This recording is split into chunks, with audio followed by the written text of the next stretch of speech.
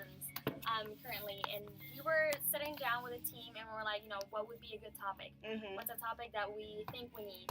What's a topic that we see in our youth? What's a topic that we're looking to see into our churches?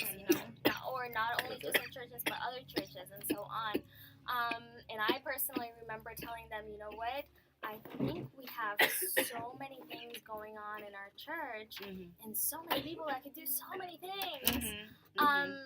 And we're using the same person for more than just one activity, which is great because it expands that person's ability in other aspects of that community.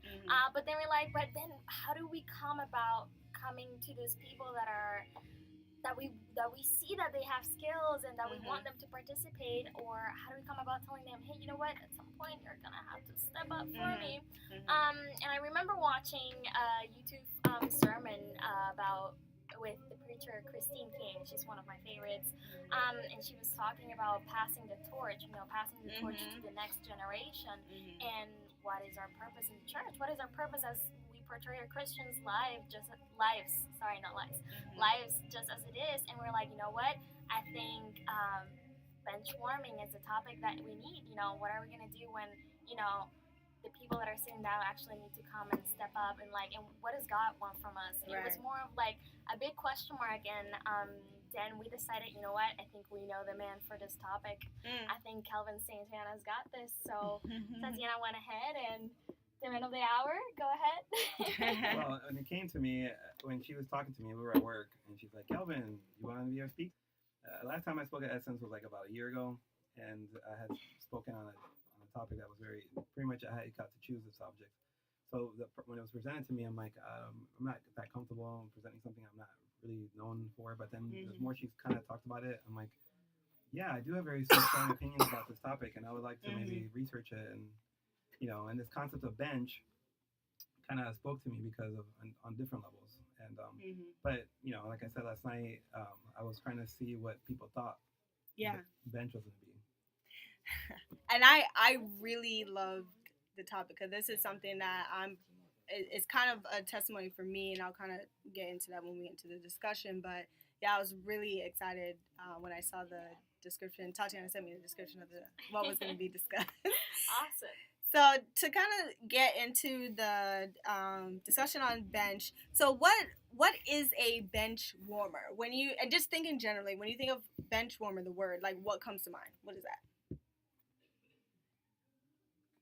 Well, I can go by, and I hope I don't steal your description. And so, definitely, I think I used to be a soccer player back in high school, and now not in an official team or so, but still play.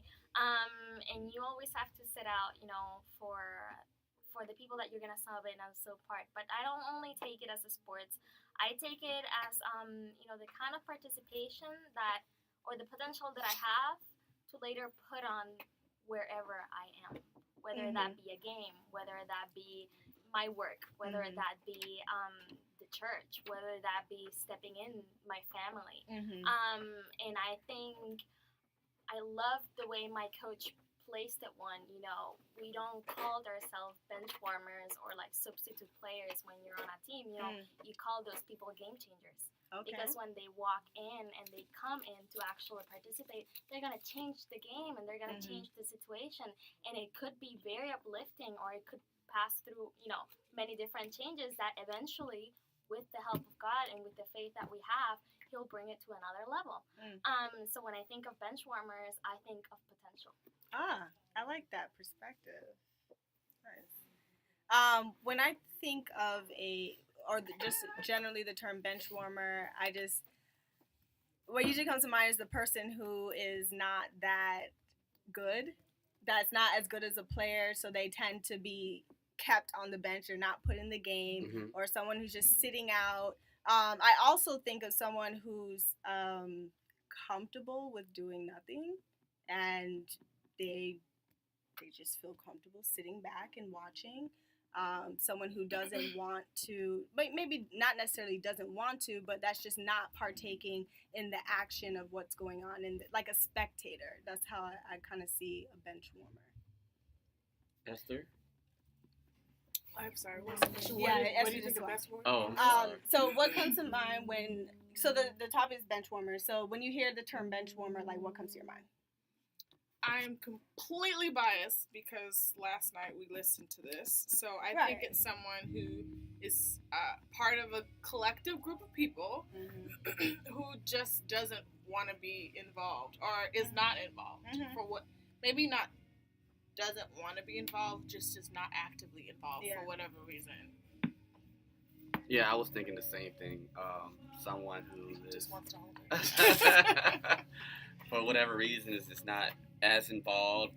Could be for whatever reason, not lack of confidence, lack of what they seemingly think their ability is, but just someone who is not active and just sitting there and could be complacent and comfortable where they're at. Right. So tell me about a time in your life when you were a bench warmer. In sports? Or just in general. Anything. Any situation. Well, I mentioned last night that I was a bench warmer, and I was growing up. I wanted to be play for my basketball team at my church, and I would battle at the point guard every single practice, and I never can forget better than him. I mean, he was by far our best player on our team, but my goal was to get on there, but I barely ever got to play. I think I played in those 2 years 5 minutes. And so I was a solid bench warmer. And my attitude was more of, man, I can't get in the game, and I want to play, but I'm just here waiting my turn, kind of thing. But then I also said that there's times that there's people that was on the same bench as me that just were there for the free shoes, because that year we got the Reebok pumps came out, and the whole team got free Reebok pumps. So it doesn't matter if you got to start in the game or just be on the bench, you got Reebok pumps. So there was people that were just there for the shoes, and they were just there cheering the team on, and that was it. They didn't want to play. Cause the reason I knew that is because they didn't even try and practice, and that's kind of how I knew. Yeah. So, but then there was some of us that just wanted to get in the game, we just never had a shot. Right. Huh. Oh, and really quick, this is KSR on WPIR, and I think that's interesting, and I think that's probably going to come up later on. But it sounded like there was different reasons why people were on the bench when it came to that team. Yeah, definitely. Yes. Anyone else? A time in your life when you were a bench warmer? I feel like if we go through the negative connotation, we wouldn't ever want to accept that we were a bench warmer. Yeah. I mean, there is a point in your life that, bench warming is your excuse of, hey, you know what? Okay, I'm just bench warming. I just gotta sit this one out. Yeah. I couldn't. I don't know. I think I would be like Calvin. I'd be the person that was told to sit on the bench because they needed to wait their turn. But then again, I could also observe experiences in which I wanted people to come out of that bench warming mentality, and hey, so I could definitely probably bring in an occasion in which you needed someone to participate on a team, or you needed someone to maybe participate in a family matter that they were completely ignoring or such. And I can bring it to a personal level. I hope you guys don't mind, but through my parents' divorce, I could testify that I didn't want to get into it. And I think that was my most bench warming experience, that later on, God brought me to another level of understanding or such. But I think, that's as far as it got, and if not, I later understood and realized, I was there myself. How can I help somebody else to come out of it? And when you said that, it actually made me think of my example, which is more on a personal level. One of my sisters was going through a hard time where she was kind of acting out, and this was years ago when we were younger. And I don't know what she was going through, but she was getting in trouble a lot and having a lot of conflict with my parents and stuff. And I remember just feeling disappointed in her and with her, and because of that pain of the disappointment, I was a bench warmer as a sister. I didn't reach out to her. I didn't want to be involved in the mess because I felt like it was just too much. and it was stressing me out. And so I was a bench warmer in that situation. I did not contribute to helping her, and that's something it still is. I regret not taking action in that situation. So kind of similar. Anyone else? Well, I kind of contributed to what's most important to me is doing what God's called me to do. Mm-hmm. And I used to be very, very shy. And I and I think that I lack of self confidence, I guess, and not sure, of what God instilled in me. And but I think, like Sister said, coming to the knowledge of Christ and not getting confidence through myself, but Him instilling that in me and knowing that of what He has made me. He gave me the confidence. He gave me the boldness, like He did the disciples. He gave them boldness and confidence to go back out there and do the very thing that they did that caused them to get flogged, and, and in prison, and the next day. So I think if when we come into the knowledge of Christ and understanding that He gives us what we need, then we won't feel like we're not adequate enough. We won't have we will be confident, and then we can do what He has called us to do. We can be the game changers. We can make a huge impact. We can be bold, not in our own abilities, but through Christ, who gives us strength and gives us that boldness. Amen. So, what was your situation where you were a bench warmer? I was not. I was seemingly shy and was not.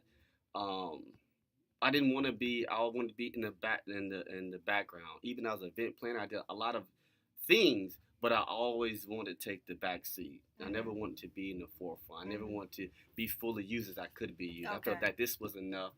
I've done enough, but it wasn't enough. And I think I would actually come back to you and say you weren't. Yeah, I agree. You self-diagnosed yourself incorrectly. Yeah. It's a process, brother. Just because you're not in the forefront, doesn't mean you're not doing anything. Now, maybe at the very beginning, but you seem to have a desire to want to do it and to be and to contribute, and you were contributing behind the scenes. To me, that's just that's being in the game. Absolutely. Especially when it comes to church. Yeah. But I think that's the thing we need to define. And we're talking in the context of church, and then we have a different story. Because I grew up extremely shy, like to the point where I didn't want to call the pizza guy. My brother, I always call my little brother call the pizza guy. I just couldn't even talk to any person on the phone. And then even till the day I met my wife, it's a miracle to me that I even said hi to her. Because I was very shy. But what changed for me, my game-changing moment, was an adult looking at me and saying, "Kelvin, I need your help to teach 5th and 6th graders Sabbath school." And I'm like, "Why me?" No, it's just I think you can deal with little kids very well. Go ahead and they just want to know where you go. And I was 16 at the time. And so I started teaching 5th and 6th grade. And from that moment on, it's like I never stopped. And now I'm teaching 25 and up. But to me, it's really hard for me to understand that nobody wants to do anything. But it sometimes takes an adult to call you in the game. Right. But it doesn't matter. It could be the little leagues, but hey, you're in the game. Right. When thinking about like in a church aspect with benchwarmers, I was more of like I wasn't even a bench warmer. I was a shell in the church, like just completely like just absent, just there.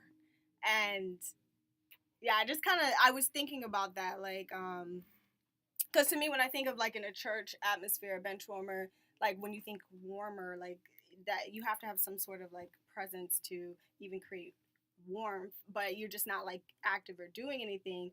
But like to be at the level of like just being an empty shell, like you're not even, to me, like you're not even there. You're not even in church. And I remember being at that place at one point in my life.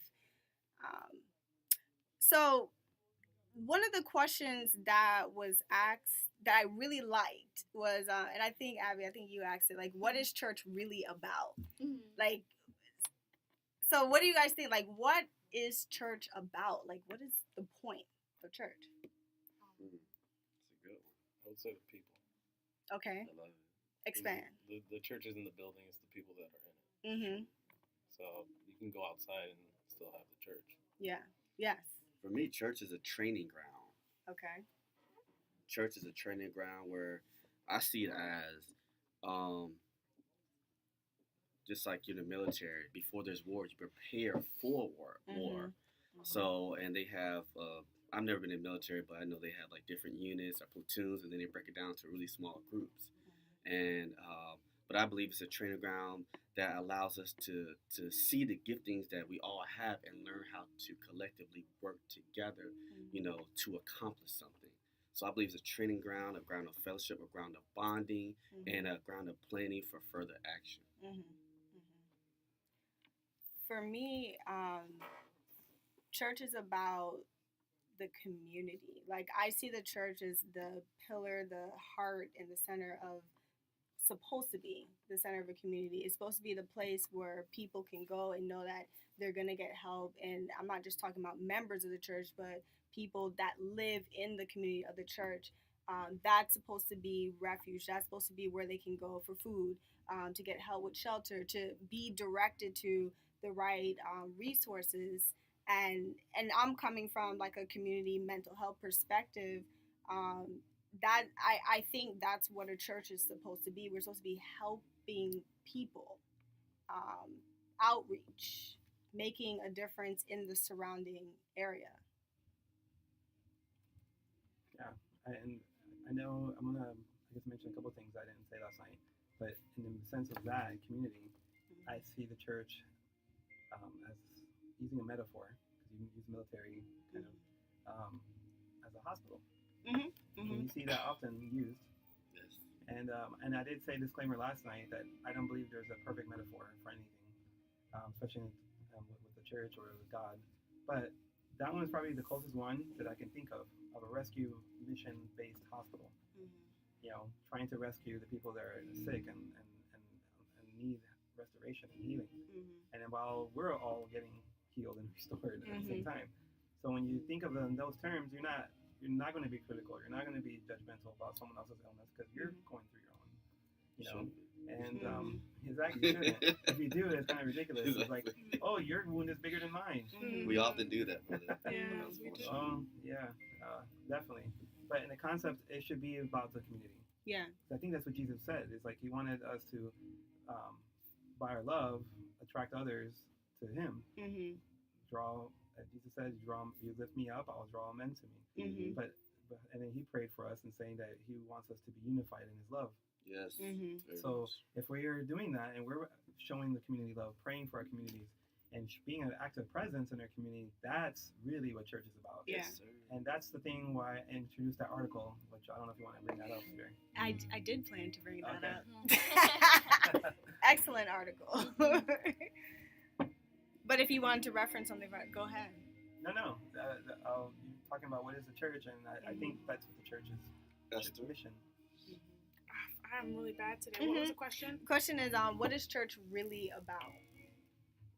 Period.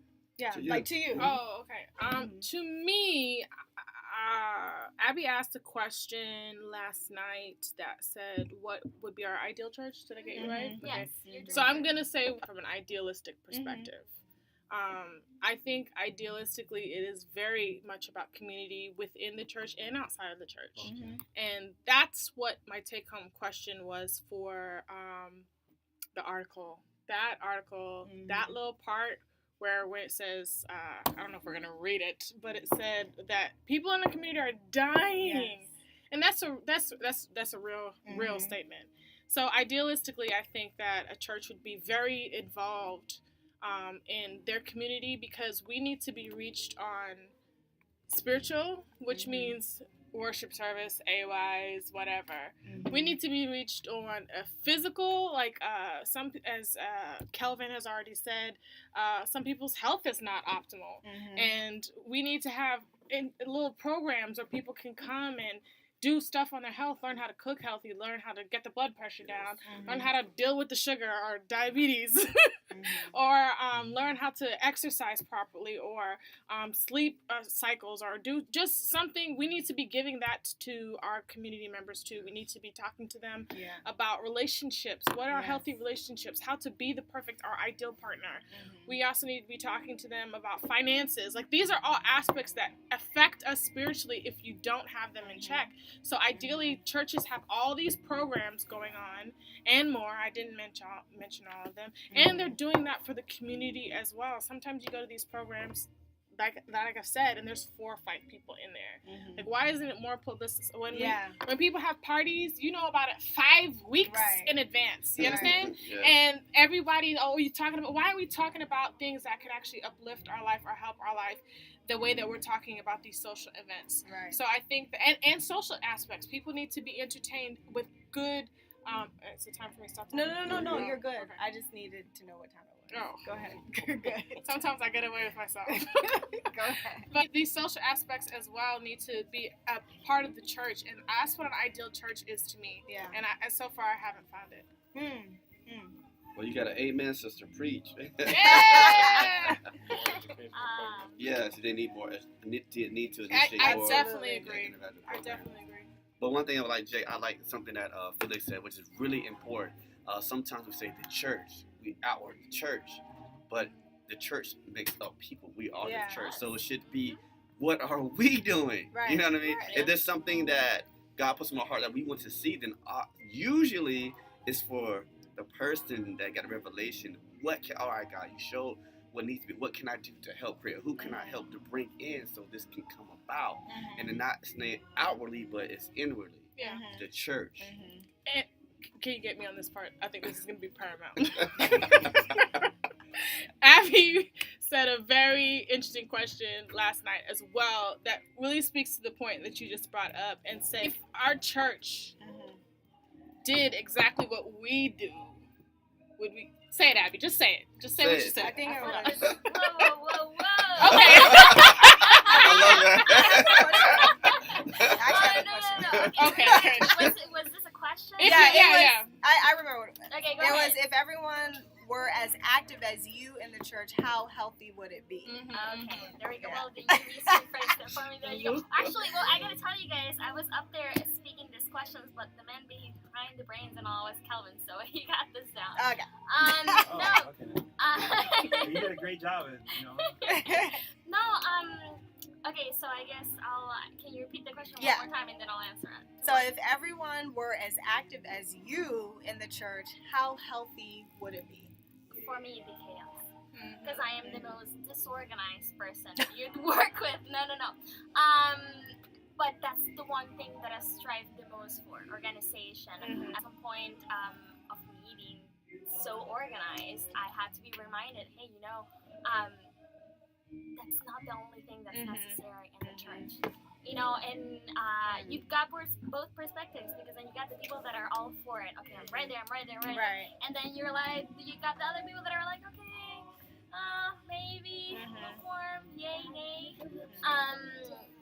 So it's so funny when they ask this question, because I don't know if you guys, and this is more like a humorous type of perspective, but I think some people even suggested last night that they wanted to have like a puppy church. Like they just wanted to bring their dogs. But honestly, how great would that be that I get to bring my dog to have praise and worship?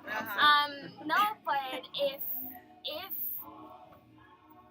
that goes back exactly, and I'm sorry I jump talking so fast, but that goes back to exactly what Felix and Phil said. The church essentially is us. So the work that you put out there is what you're going to get. Right. So how healthy would my church be? Then I gotta start thinking about myself and where's my spirituality at? Can I check it off? And I personally can't tell you that I can never check it off, because we're human and we have those downfalls in which we roll down and we get back up, and you sometimes doubt. And that's the one thing that I want to say personally maybe I struggle with, and most people can relate to it. And you doubt how much this God Almighty loves you. And if you ask me what's my ideal church, I'm going to tell you very simple words. It's going to be one that I definitely took from the sermon last night is the truth. The truth of what you're getting at. Because once you know the truth, you don't want to lie. At least I'd hope you wouldn't want to. If not, your motives are questionable. Love, knowing that you're going to walk into a place and you're going to be loved entirely with or without your flaws. And thirdly, the passion and the commitment that you have, because it takes that. It takes commitment and it takes passion, because it will take dedication of your time. It will take dedication of your life from the day that you chose to be that person till the end. And that's the thing. It's the choice of who you choose to follow. And when you choose to follow the Lord Almighty, everything is possible. And I know these are very, very cliche, straightforward answers. But for me, every time I say them out loud, they're very deep and they're very meaningful. And maybe to our audience that we're listening to, I really hope they capture the sense of what we're trying to talk about at church, because essentially, again, it's us. Yeah. So, So, ahead. Oh, were you? Oh, no. Okay.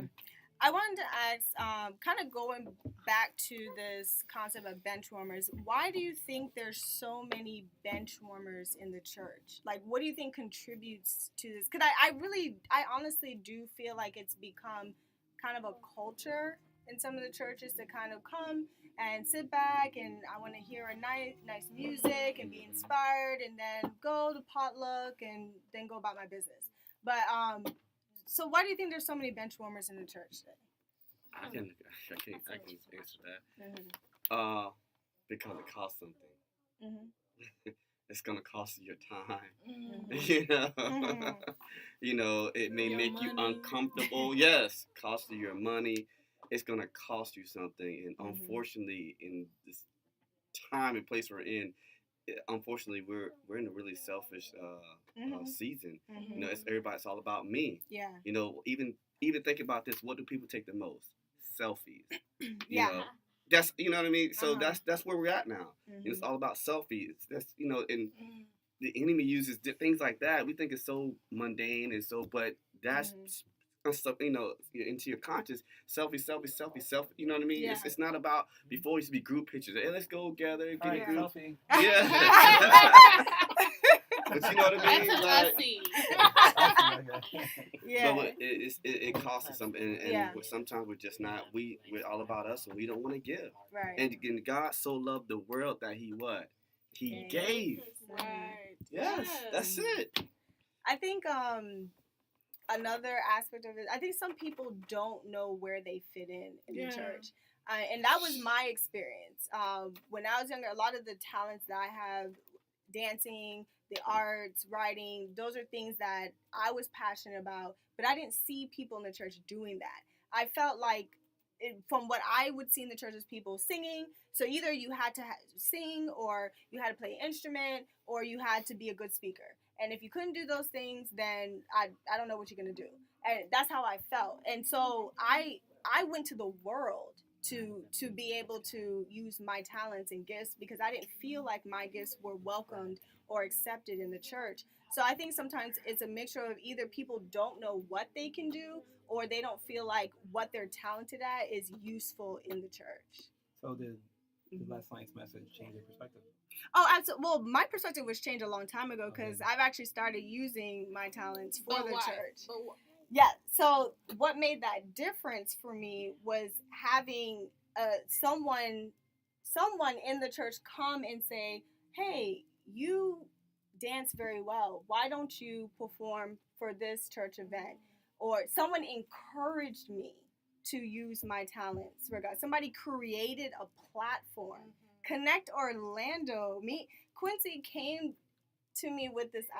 Quincy is the president of Connect Orlando, and before he even started here, he came to me with this idea and involved me in this. And Connect Orlando gave me to use a lot of my talents. So I think it's so important that if you're a leader in a church or someone who's established in a church, to create the platform for people to use their unique talents. Yeah. That's what I was referring to. My personal journey was, I had someone that come up to me and said, "You could be a teacher for little kids." Right. and I was in Pathfinders at the time, and they saw that maybe my drilling instructing, because I was teaching the little kids how to march and stuff, and they saw my interaction with them. They thought maybe I could take another step. So someone saw something in me. Right. And then later on, as I continued to progress in my church leadership journey, same thing happened. If someone at a different level said, you know what, you could be a good deacon, you could be a good elder, and so forth. Oh, you're really good with computers. Maybe you could help our media team. Maybe you can help us with our communications in our church. And that pretty much was every step along the way, all my entire church career. I mean, even to the point that when I became Pathfinder director, I was able to then, by that time, incorporate everything that I learned, and I built relationships with all these kids at different stages that I was able to run a very highly effective club. And to me, those were all little steps. Yeah. But it always takes somebody recognizing you and saying, and how often do we don't get that in church? Young people don't get that. Yeah, that's exactly what I was. Thank you, my cameraman. That's exactly what I was gonna say. I feel like we do not have enough people. You were fortunate, and you were fortunate enough to be. But let's be real. Even with Connect Orlando, how many people do we not? How many new faces do we see? Right. Even within the organization. That's my point. Okay. So even within you have somebody who came to you, but with the whole body of people, there's so much we have going on. We're not really being proactive. We are being cliquish, as you talked about in your sermon last night. I don't know if you want to call it a sermon, but is that okay? Presentation. Yeah, I felt some angst. In your presentation last night, I really felt like we are a cliquish church collectively, and I think that's just human nature. It's not necessarily a church thing. It's just human nature. And I feel like when we have a group of people sing well, they're gonna sing every time. They're all gonna get up there and sing instead of saying, if you want to sing, put your hat in the basket, and we're just gonna choose randomly who gets to sing. We're not doing anything like that to involve everybody, to make them feel like they're welcome, to make them feel like there's a place for them. So that someone does it well, and you're gonna go back to that person every time again. Now, someone who might not sing as well, who might not dance as well, who might not talk as well, still wants to be involved. But we don't let them because we have a show to put on. We have something that we want to do. We want it to look a certain way. We want it to be a certain way. And we end up excluding people who are willing.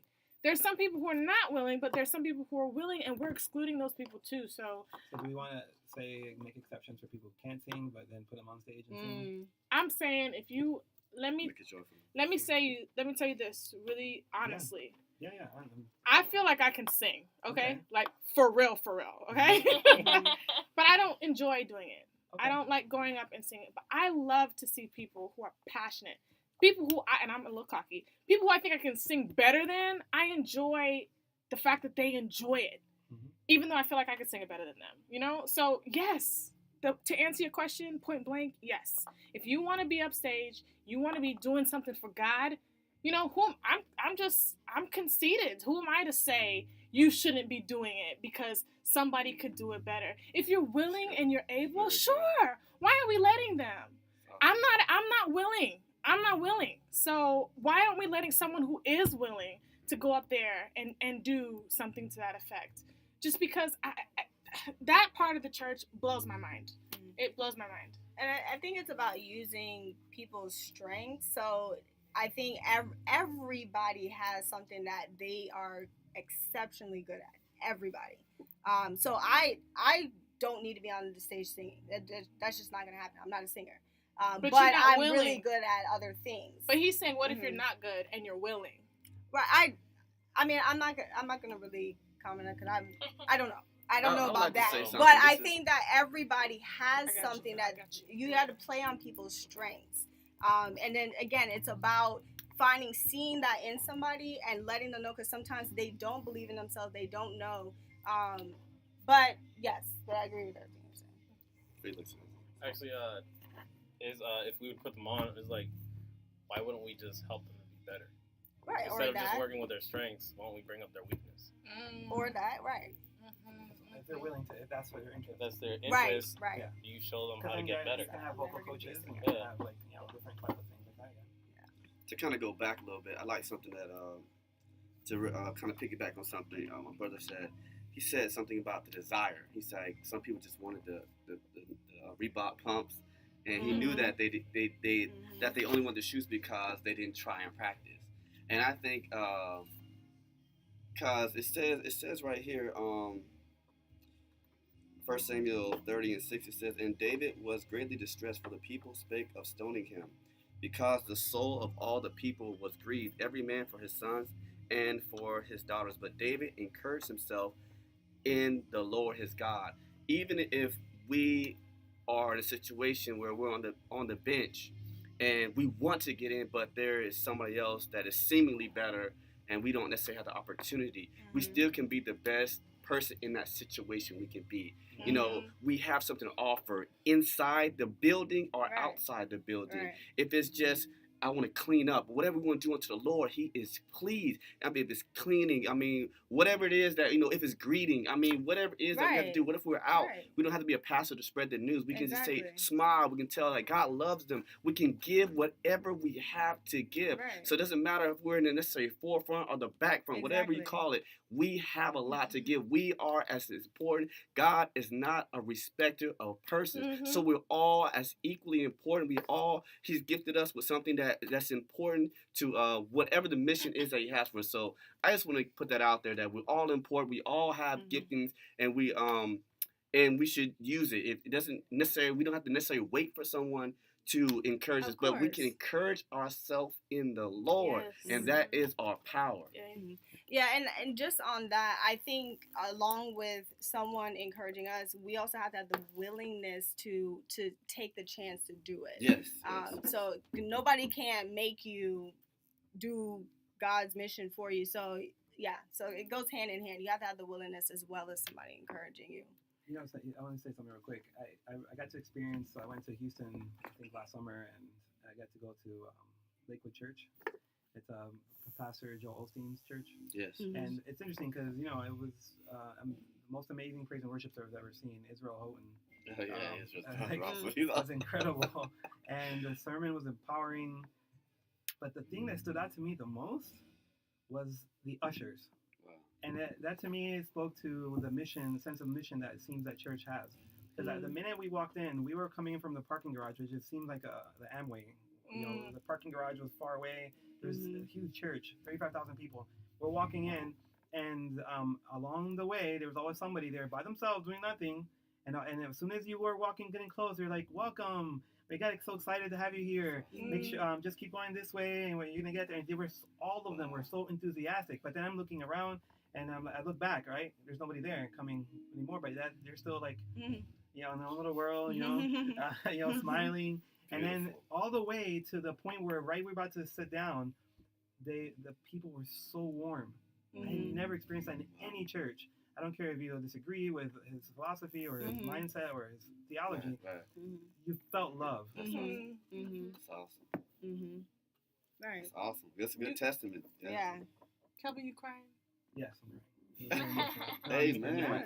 I get very emotional, don't I? Brother, you're not alone, man.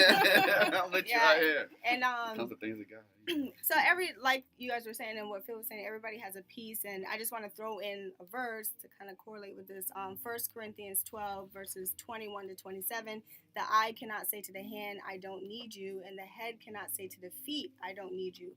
On the contrary, those parts of the body that seem to be weaker are indispensable, and the parts that we think are less honorable we treat with special honor, and the parts that are unpresentable are treated with special modesty, while our presentable parts need no special treatment. But God has put the body together, giving greater honor to the parts that lacked it, so that there should be no division in the body, but that its parts should have equal concern for each other. If one part suffers, every part suffers with it. If one part is honored, every part rejoices with it. So we all have a piece, a role, and it's very important that we all play that role, because it's a big picture here. It's not about the individual. Yes. Thank you. So for those, it sounds like, I mean, a lot of us are involved with organizations or church in some way capacity. What benefits have you received from stepping off of the bench and becoming a player? I want to go first. Go ahead. You guys are so great. I really, there's 2 points that I already talked about that I appreciated most from Calvin's presentation, and the second point, first one was the community part, and the second point was the fact, Swin Nader, what a name? Swin Nader. Okay. Remembered. Praise the Lord. All right, Swin Nader was a bench player. So you were talking about the body of Christ. We all have roles to play. Not everybody can be on stage. They need to be somebody in the audience.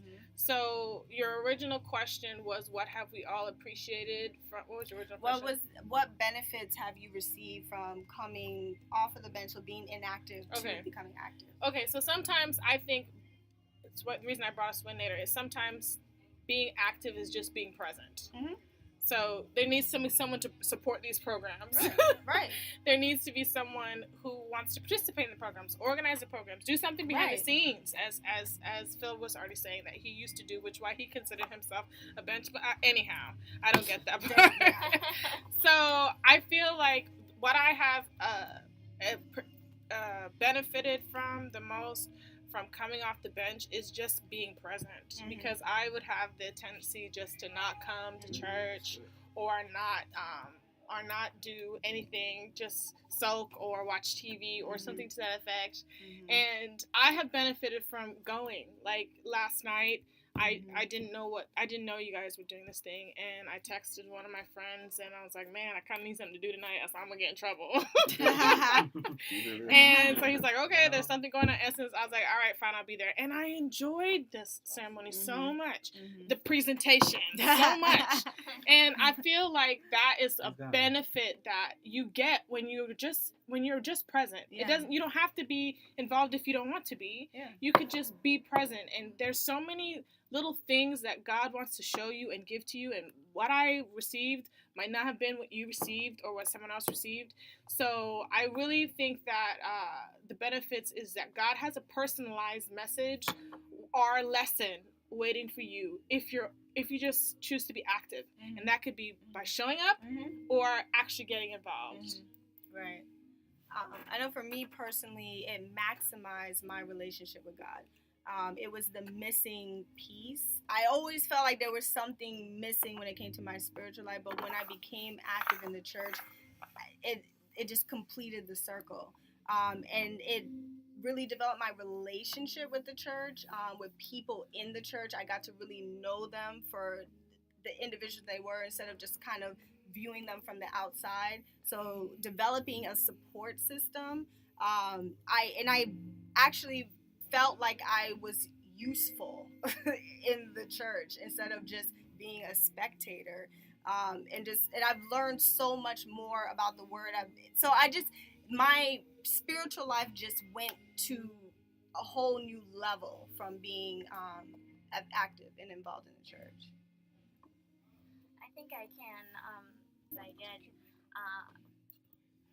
it's exactly what you, Tammy, and Esther, thank you, are reminding us. I used to work most of the work that I did, preaching into my community started out actually like with my high school. It started out with the peers, in public school that had nothing to know about God, but they were so thirsty and so in need of something they could believe in. And now participating in the church, you're in a church that everybody, it's familiar with your belief and with your faith and so much, but there's still that moment of that click that you realize that you're walking in a moment of truth, that you're walking in a moment that you have chosen the love for your salvation. And when somebody realizes that and they say, yeah, that's that, and I gotta do this, like there's no other way I can reach that if I don't do this, knowing that you are not even in the same page, because yes, knowing that someone understands you is amazing, but beyond that, knowing that you're going to share that happiness and that joy and that work experience with that person who has realized, who has chosen to move on forward is one of the best benefits, because I can tell you that I've witnessed people that have converted and that have given their lives to the Lord, and that has been the most rewarding thing in my life, knowing not even the contribution that I did, but knowing how happy I can be for that person who actually gave in, and that goes beyond the people who actually work our churches, but that goes to people who comes to the service, like you say, just being present, or just simply needing to be loved, simply needing that truthful moment, simply needing to have a place to be at that moment.